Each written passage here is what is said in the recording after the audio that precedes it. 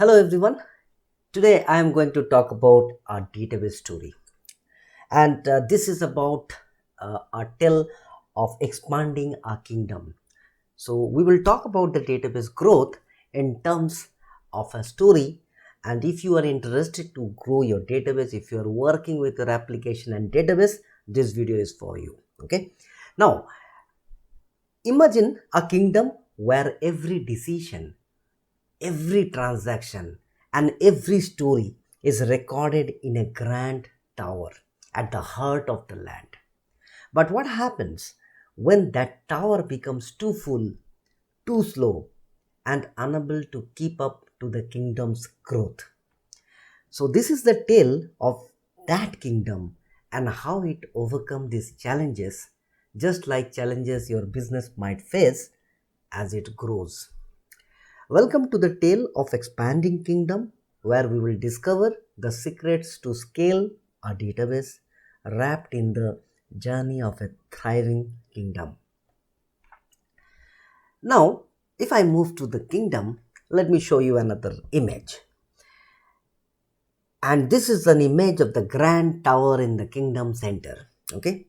Now, once upon a time in this flourishing kingdom, the king noticed a problem that might sound familiar to anyone managing a growing business. His grand tower, filled with royal records, was running out of space. The solution seemed straightforward: build the tower higher and problem will be solved. So the king ordered more floors, stronger walls, faster elevators. With these improvements, the kingdom could store more records and access them quickly, ensuring smooth operations. But what does this mean for you? You are not here to just listen to the story. In the world of database, this is known as the vertical scaling. By upgrading your server with more powerful hardware, faster CPU, additional memory, and increased storage, you are essentially building a taller, stronger tower capable of handling more data. So, if you have to technically break down this vertical scaling, what you can take away is you can upgrade your database server with more powerful hardware, optimize configuration like buffer pool size and log file size. Use database specific extensions to boost the performance. Right? Now, next, we will go and find out what the network of village says. And when I say network of village, what strikes to your mind will be about the horizontal scaling, isn't it? Now, this image is about expanding the kingdom with multiple towers in different villages, right? So, as the kingdom continued to grow, the king faced a new challenge now.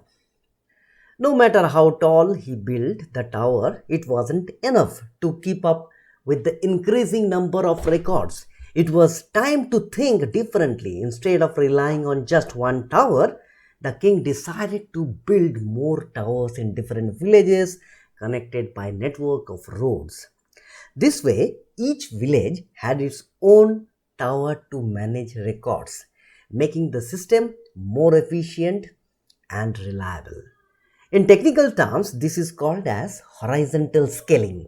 By adding more database servers and distributing the load, you can ensure your system can handle growth without slowing down, right?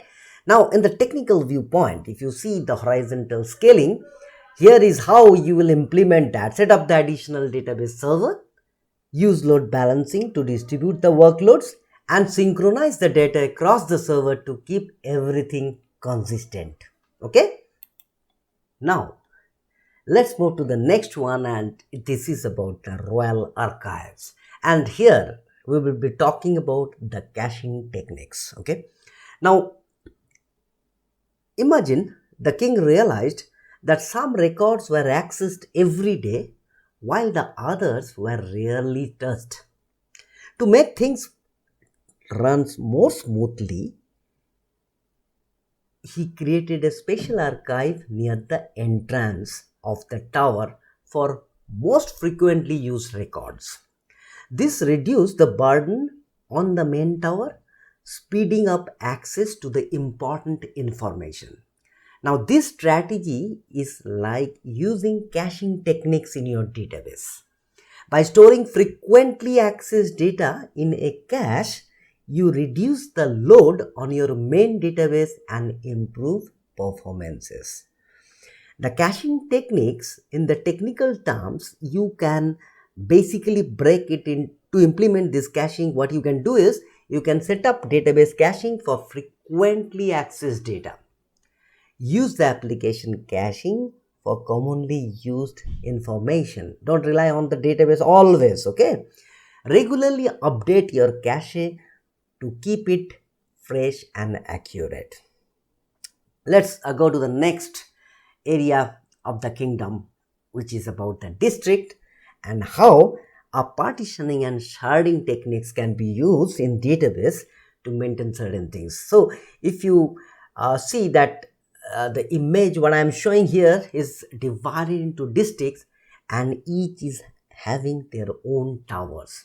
Now as the kingdom grew even larger, the king found it increasingly difficult to manage everything from one place, isn't it? So he divided the kingdom into different districts, each with its own tower and resources. By organizing the records this way, the king could ensure that each district was managed efficiently with quicker access to the local information.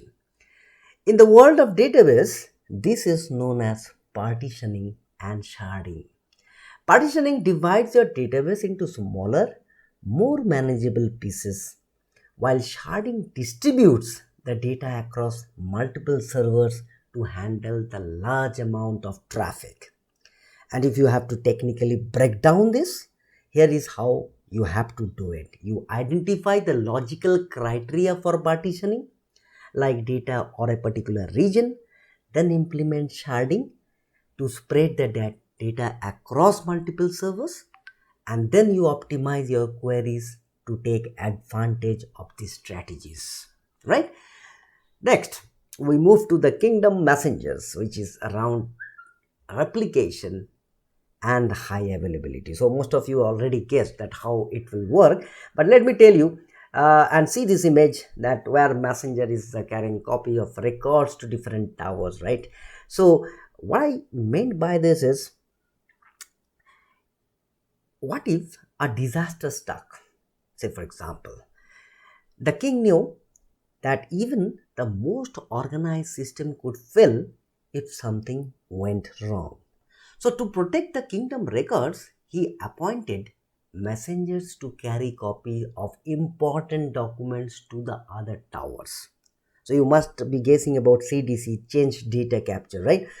This way, even if one tower was destroyed, the records would be safe elsewhere, in any other place, any other country, any other place, what you were guessing.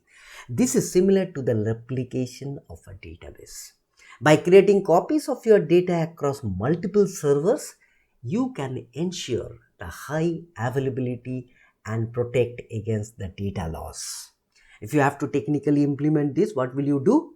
You will set up the master slave and multi-master replication. You can do in the Kubernetes cluster as well. You can do in your Dockers also. You can do the way you want to create your clusters, right? Use the failover mechanism to ensure continuous operation. Regularly back up your data. It can be a full backup, it can be delta backup, depending upon what you need. Regularly back up your data and store it in the secure offsite locations, maybe in the disk. I don't say that way. You can put it in the cloud, in this offshore location, right? Next, let us move to the efficiency or the optimizing the database queries. You must have been facing this, but let me talk that in terms of story again. So say one fine morning, the king also start noticing that some scribes were taking too long to find the right records. He realized that organizing the records more efficiently could save time. The scribes were instructed to batch similar tasks together and only retrieve specific records when they are needed. In database terms, this is about optimizing the queries. By identifying the slow queries, using proper indexing and batching operation, you can dramatically improve the database performances.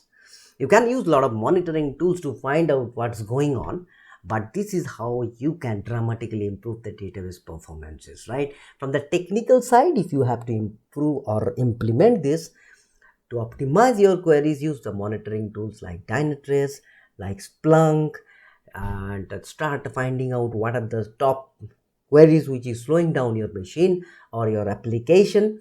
Implement indexing to speed up the data retrieval. Retrieve only the necessary data and use the batch operation whenever possible.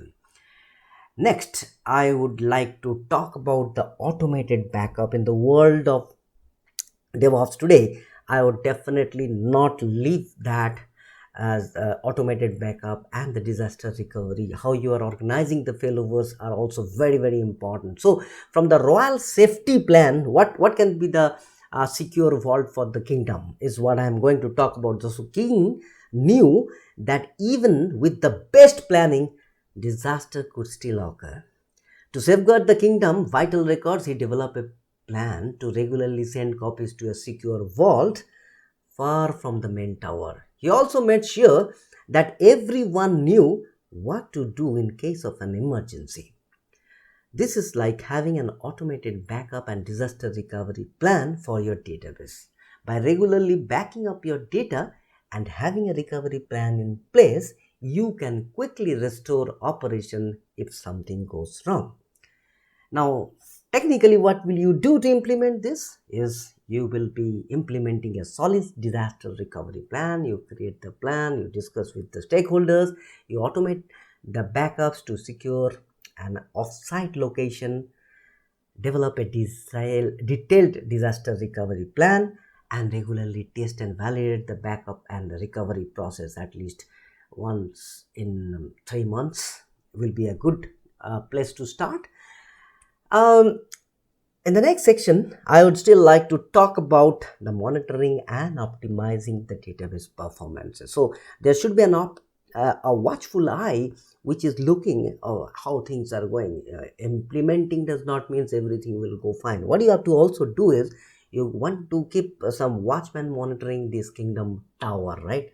So finally, the king appointed a watchman to continuously monitor the kingdom's tower.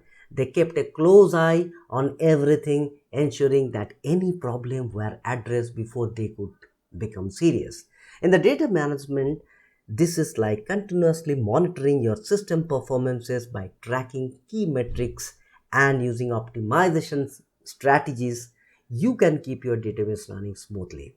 And if you have to do this technically, you just regularly monitor the key performance metrics, use optimization techniques based on what you find, and employ automated tools for the real-time alerts and proactive scaling, right?